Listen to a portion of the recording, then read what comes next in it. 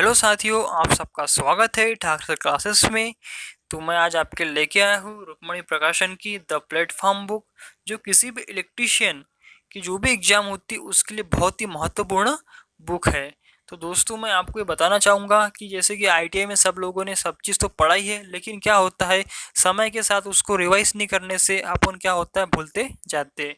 इसीलिए दोस्तों, मैं आपको यहाँ पे जो एक बुक लाया हूँ रुक्मणी प्रकाशन की, जो बहुत ही अच्छी बुक है, जिसमें आज मैं आपके लिए एक फर्स्ट चैप्टर लेने वाला हूँ जिसका नाम है विद्युत की अभिधारणा। क्या होता है दोस्तों, हमने पढ़ा तो सब कुछ है, लेकिन क्या होता है एग्जाम हॉल में हम कंफ्यूज रहते हैं। क्यों रहते हैं? क्योंकि हमारा अच्छे से रिवाइज नहीं हो पाता, जिसके कारण दोस्तों मैं आपको यह आज में विद्युत की अभिधारणा, जिससे दोस्तों 2 से 3 क्वेश्चन बेसिक क्वेश्चन आ ही जाते हैं। तो दोस्तों स्टार्ट करते हैं। तो दोस्तों ये जैसे कि इसमें फर्स्ट थ्योरी लिखी है, ये तो आपको पता ही है सभी को। तो ठीक है दोस्तों, अब मैं आपको यहाँ से ले चलता हूँ जहाँ से क्वेश्चन कई बार उठ के आ चुके हैं एग्जाम में। तो देखिए दोस्तों, पहला, जब सामान्यतः 90 वोल्ट से अधिक वोल्टेज पर हमारे शरीर के आर पार विद्युत धारा प्रवाह स्थापित हो जाता है तो हमें एक झटके का अनुभव होता है।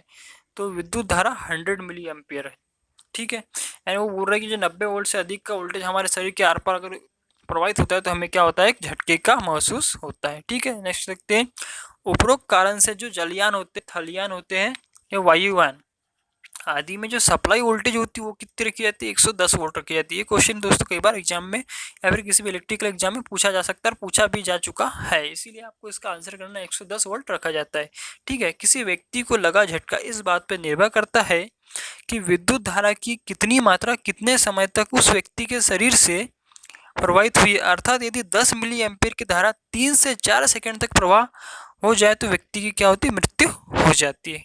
तो ठीक है दोस्तों, आगे देखिए। और विद्युत दुर्घटना से बचने के लिए कार्यशाला में लगे सुरक्षा संकेतों का अनुपालन करना चाहिए। जैसे कि दोस्तों यह क्वेश्चन डीएमआरसी में भी एक बार पूछा जा चुका, 2020 में एग्जाम हुई थी कि कौन सा मतलब कि कार्यशालाओं में सुरक्षा संकेतों का उपयोग करना चाहिए, तो उसमें यह आया था दोस्तों, ठीक है। आगे देखिएगा, प्रत्येक कार्यशाला में अग्निशामक यंत्र आवश्यक रूप से उपलब्ध होने चाहिए, क्योंकि विद्युत के शॉर्ट सर्किट अथवा अन्य किसी कारण से कार्यशाला में लगी आग की रोकथाम की जा सके। सभी को पता है फायर एक्सटिंग्विशर का यूज करते हैं हम कार्यशाला में जो रखे रहते हैं, ठीक है। अब पढ़ेंगे बहुत ही इंपॉर्टेंट क्वेश्चन यहाँ से उठ के आता है, आग की किस्में। ये दोस्तों यह बहुत ही कॉमन बात है और ये जो आईटीआई करते हैं उनके लिए फर्स्ट चैप्टर होता है, ठीक है। तो यह बहुत ही अच्छा क्वेश्चन भी आता है दोस्तों। इसमें देखिए, श्रेणी ए आग, इसके लिए आता है लकड़ी कपड़ा जूट आदि में लगी आग, श्रेणी ए की आग में आते हैं। श्रेणी बी की आग, ज्वलनशील द्रव और ठोस जैसे कि मिट्टी का तेल, डीजल, पेट्रोल आदि श्रेणी बी की आग में आते हैं, ठीक है। नेक्स्ट देखेंगे अपन, श्रेणी सी आग, सिलेंडर आदि से भरी, ठीक है। जो श्रेणी सी की आग होती है वो सिलेंडर आदि में भरी एलपीजी गैस आदि में लगी आग श्रेणी सी की आग होती है, ठीक है। नेक्स्ट देखेंगे, श्रेणी डी आग, मतलब जो डी प्रकार की आग होती है, बिजली के तारों, उपकरणों या अन्य धात्विक पदार्थों में लगी आग को बुझाने के लिए CO2 तथा CTC, कार्बन डाइऑक्साइड तथा कार्बन टेट्राक्लोराइड यंत्र का प्रयोग करते हैं। ये श्रेणी डी की आग होती है। या फिर जो बिजली के तार होते हैं उसमें जो आग लगी होती है दोस्तों, उसको बुझाने के लिए हम कार्बन टेट्राक्लोराइड अग्निशामक यंत्र का प्रयोग करते हैं, जिसे CCl4 भी बोलते हैं। तो ठीक है दोस्तों, आपको यह समझ में आ गया होगा, ठीक है। आगे चलते हैं, अग्निशामक यंत्र, यह एक ऐसा उपकरण है जिसके द्वारा जलती हुई वस्तु पर द्रव, गैस या चूर्ण का छिड़काव करके आग पर काबू किया जा सके। ये निम्न प्रकार के होते हैं। तो ठीक है, देखते हैं कौन से प्रकार के होते हैं। जल युक्त अग्निशामक यंत्र, इस प्रकार के यंत्र में वायु दाब के साथ जल भरा रहता है। फर्स्ट आ गया कौन सा, जल प्रकार का अग्निशामक यंत्र। तो इस प्रकार के यंत्र में वायु दाब के साथ जल भरा रहता है, जिसकी बौछार आग पर करने पर आग पर काबू पा सकते हैं, ठीक है। समझ में आ गया होगा आपको, यह श्रेणी एक की आग बुझाने के लिए उपयुक्त होता है, ठीक है। सेकंड आ जाएगा, झाग पैदा करने वाला अग्निशामक यंत्र, यह श्रेणी बी के अंतर्गत आता है, ठीक है। इसको भी पढ़ लेते हैं। इस प्रकार के यंत्र जल की बौछार के साथ साथ झाग भी छोड़ते हैं। इस प्रकार के अग्निशामक यंत्र से श्रेणी बी की आग बुझाई जाती है, ठीक है। नेक्स्ट देखते हैं, शुष्क पाउडर वाला अग्निशामक यंत्र, इस प्रकार के यंत्र में जल के स्थान पे वायु दाब के साथ ज्वलनशील चूर्ण भरा होता है, जो श्रेणी सी प्रकार की आग को बुझाने के लिए यूज किया जाता है, ठीक है। आगे देखिए कार्बन टेट्राक्लोराइड वाला या फिर कार्बन डाइऑक्साइड वाला अग्निशामक यंत्र। इस प्रकार के यंत्र में सोडियम बाइकार्बोनेट तथा गंधक के तनु अम्ल की रासायनिक अभिक्रिया कराकर अत्यधिक मात्रा में कार्बन डाइऑक्साइड CO2 पैदा किया जाता है, जिसे लगी आग बुझ जाती है।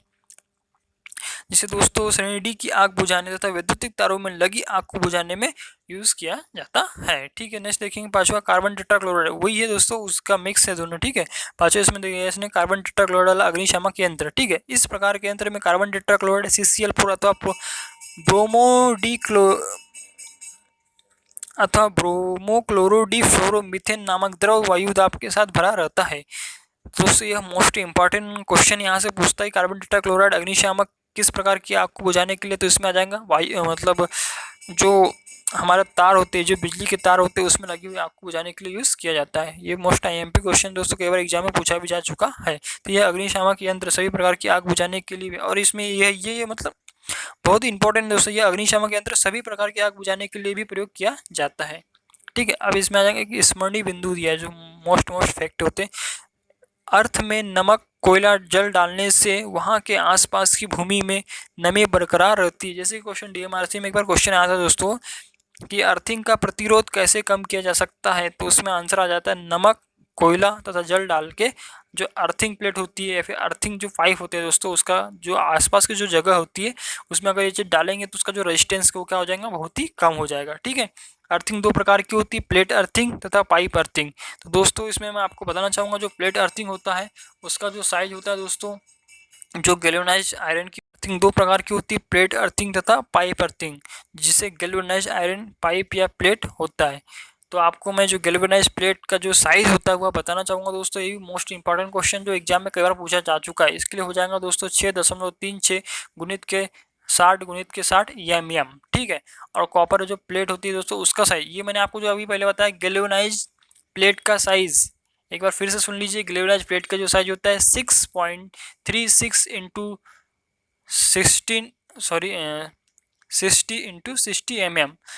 मैं आपको इस पर डिस्प्ले पे वो भी दिखा दूंगा दोस्तों कितना होता है। ठीक है, देख लीजिएगा।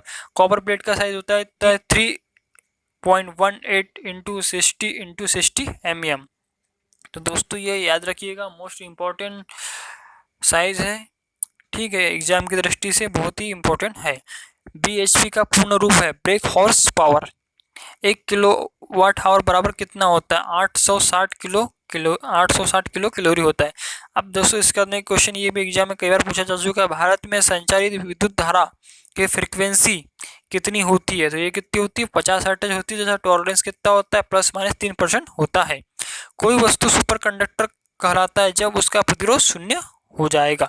पारा को -4 डिग्री सेल्सियस पर सुपर कंडक्टर की तरह प्रयोग करते हैं। 1 कूलाम बराबर 1/10 EMU इंटू या फिर इक्वल टू हो जाएगा दोस्तों 3 × 10⁻⁹ और 9 ESU। EMU इलेक्ट्रोमैग्नेटिक यूनिट होता है और ESU इलेक्ट्रोस्टैटिक यूनिट होता है। BIS इसका दोस्तों फुल फॉर्म होता है ब्यूरो ऑफ इंडियन स्टैंडर्ड। तो दोस्तों एक बार जो अपनी DMRC एग्जाम हुई थी उसमें भी एक क्वेश्चन पूछा था कि जो ISO का फुल फॉर्म क्या होता है, तो दोस्तों BIS हो गया, ISO हो गया तथा ISI हो गया, इन सब के यहाँ पे मैं आपको जो फुल फॉर्म होते हैं यहाँ पे जैसे कि आप देख पा रहे होगे ये होते हैं दोस्तों। ठीक है दोस्तों, तो दोस्तों रोज इसी प्रकार की वीडियो देखने के लिए हमारे चैनल को जरूर सब्सक्राइब करें तथा दोस्तों को भी शेयर करो। धन्यवाद दोस्तों।